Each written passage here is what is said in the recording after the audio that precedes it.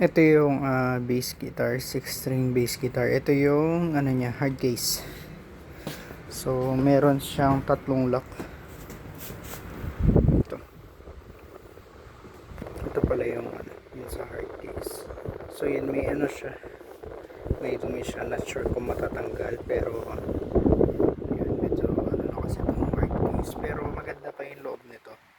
At saka ano, presentable pa rin naman siya. Tsaka ano, wala ka na makukuhang ano, hard case na halagang 2K. Sulit na to. Yan, ito pa.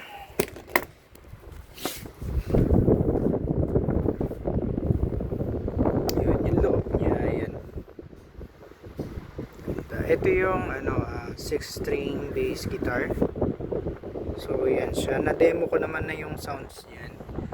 So maganda rin nakasama yung hard case kasi sakto-sakto talaga siya dito. Actually mahirap maghanap ng hard case nito. Ito siya.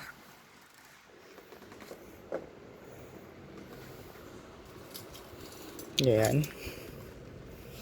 Tapos yung likod niya. Ayan, napakita ko naman na rin to sa ano, sa video. Ay, sige, pahawak lang muna. So, yan siya. Ito sa loob niya, meron kasing ano to yung cover. Pwede ka maglagay dito ng guitar wire. Yan na ganon. May kasama rin siyang ano, yan.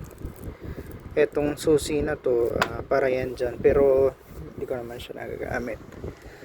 Yan, medyo against the light. Yan. So, yan yung ano, yung bass guitar. So, yan. Na-demo ko na rin naman to sa ano. Yan, para madali lang mamaya sa ano, sa shipping. So, yun lang. Thank you.